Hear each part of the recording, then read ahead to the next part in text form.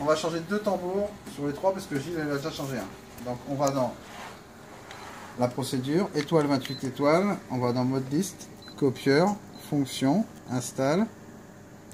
On va à la 3e page, air off, 1, OK, et on arrête la machine.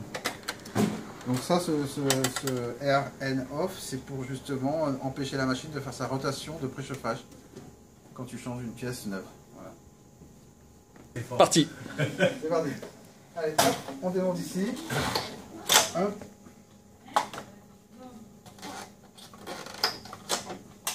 En plus, c'est moi qui bosse.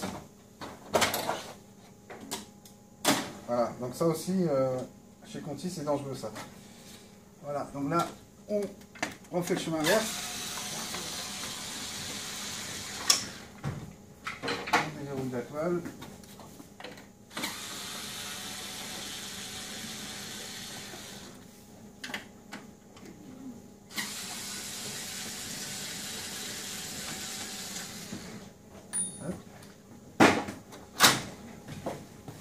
Voilà.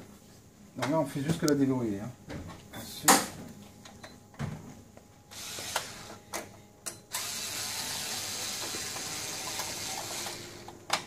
donc ça aussi, souvent ça casse, donc faut pas hésiter à les commander.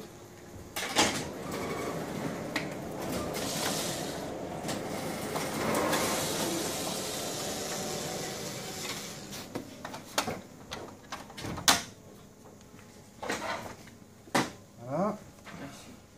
Ici, donc on a bien déverrouillé, mais il faut bien qu'il soit plaqué ici quand même. Voilà, et là on ouvre, comme ça, il faut qu'elle soit bien plaquée comme ça. Ensuite, tout simple pour les tambours. Hop. Donc nous on a le jaune et le magenta à changer. On les déconnecte ici. Là il y a la petite poignée. Donc elle glisse dans le petit axe pour les sortir tout simplement. Hop. Voilà. Donc on change que le tambour, pas le développeur. Donc là il y a juste le petit connecteur. Tac tac. À débrancher. Ici on avait la pression du rouleau de charge. Voilà, le tambour qui est à changer. Alors ici quand on change le tambour, moi je préconise avec une petite soufflette ou avec un petit aspirateur, c'est de nettoyer la goulotte.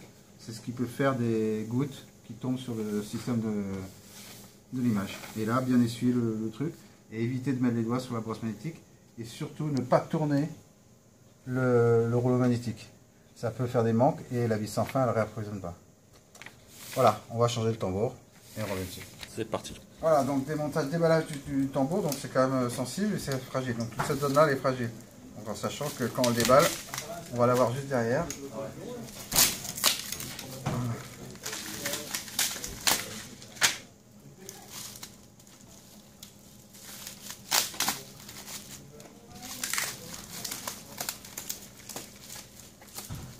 Voilà. Ici, on retire la cale.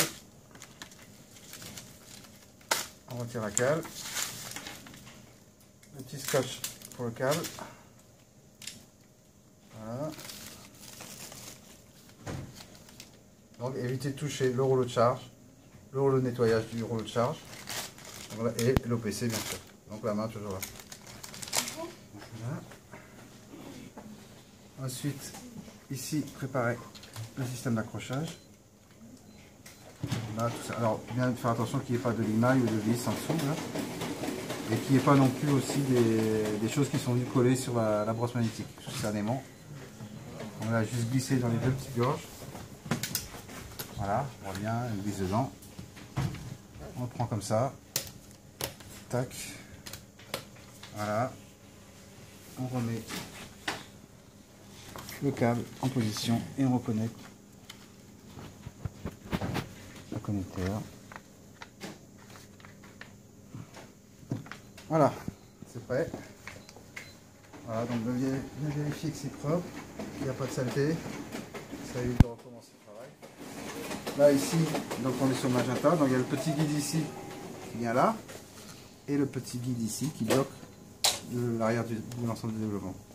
Donc, il y a juste à le poser en garde ici. Voilà. Et là, normalement, ça glisse tout seul. Alors, pas forcé, bien sûr. Si on force, c'est qu'il y a un problème. Voilà. Et on n'oublie pas de remettre le petit connecteur.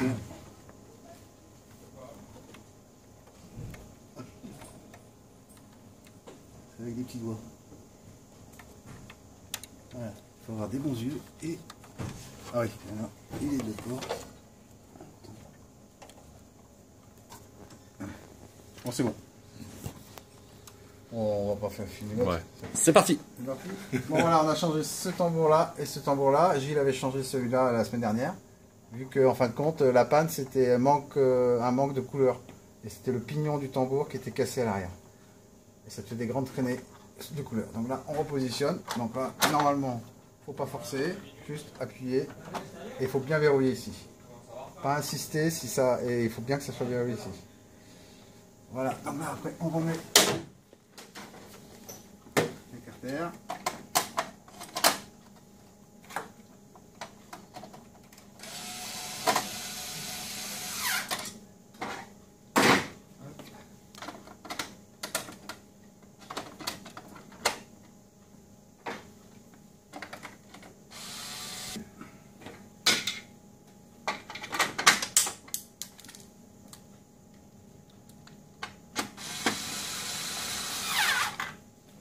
Voilà. On met la petite porte.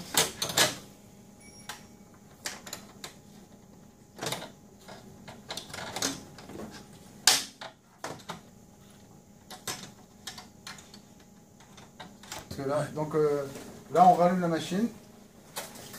Par contre là, ça nous montre le cycle de démarrage air off. En fin de compte, elle démarre.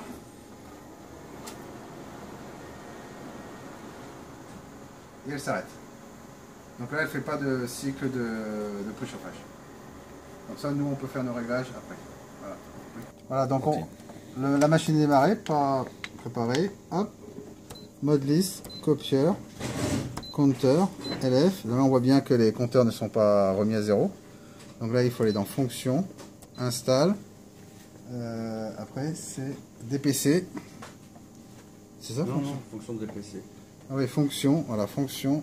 Alors je reviens ici, fonction DPC. Et là, je fais. Alors, soit on fait les drum set, c'est-à-dire en fin de compte, c'est toutes les couleurs. Donc là, on a remplacé que le magenta et le jaune. Donc, drum set. OK.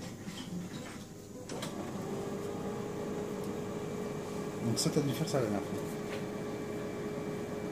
Oui, ça oui, mais j'ai pas fait le RF. C'est parti. Donc là, c'est OK. Donc on a attendu, waiting, il faut bien attendre le message waiting. Et là, on réappuie et ça repart pour le magenta. Là, tu es en train d'enregistrer? Ouais, là, donc là, en fin de compte, comme c'est OK, elle est toujours en waiting. Donc il faut attendre avant de refaire un autre tambour s'il y a un troisième tambour à faire. C'est parti. Donc là, c'est OK. Donc on va vérifier les compteurs. Ils sont bien 0. Donc ça s'est remis automatiquement à 0. Par contre, comme me dit Gilles, dans DBRL 1, il y a peut-être le tambour. Moi, je ne le vois pas le tambour là-dedans. C'est pas dans le 2? Normalement, non. Non. Je sais pas ce que tu as remis non, à 0. alors je confondu. Bon, il s'est remis à 0. Ouais. Voilà, donc après quand on a fait ça, on a changé les tambours, tout fonctionne. Donc automatiquement, alors soit on fait étoile 28 étoiles, mode list, copieur, test, PG type 10, et là on choisit la cassette que l'on veut. T'as pas mis 10? J'ai pas mis 10, type 10, ok. Là on va choisir la cassette, donc pick-up 1, quantité, c'est le nombre, donc si on veut en avoir 5 par exemple, ok. On appuie sur Start et ça nous sort 10 PG type avant de faire les réglages. 5. 5 ou 10 en fonction d'eux. Déjà on voit si ça marche et après on fait les réglages. C'est juste pour chauffer les tambours qui sont restés trop longtemps dans la voiture. Voilà, donc là c'est bon, notre PG type est parfait. Maintenant on va faire un réglage de demi-teinte. d'abord de comment Auto, dire, écart des couleurs. Écart des couleurs. Pour, bon là c'est parfait, mais on le fait quand même par acquis de conscience. Là aussi ça va régler en fin de compte les lasers, les départs des lasers, parce qu'il y a des petits décalages là. Donc ça c'est à régler. Ça peut te faire des flous au niveau des copies. Voilà, donc là on revient ici. Et ça, bon, c'est le truc que vous devez faire systématiquement à chaque changement dans réglage maintenance, réglage type d'image, correction au tout début, et c'est fait. Parti. Voilà, donc après le correction auto d'écart des couleurs, on fait un réglage auto déduit teinte complet. Rapide, c'est que pour le moteur d'impression. Complet, c'est pour caler le scanner avec l'impression, avec l'imprimante. Et bien sûr, si le client il utilise du EP1 et EP2, il faut faire aussi le EP1 et le EP2 avec le papier adéquat dans le bypass. Donc là, on va faire ordinaire. Voilà, bon, ça vous savez. Donc on fait les trois tests que l'on scanne et elle se règle automatiquement.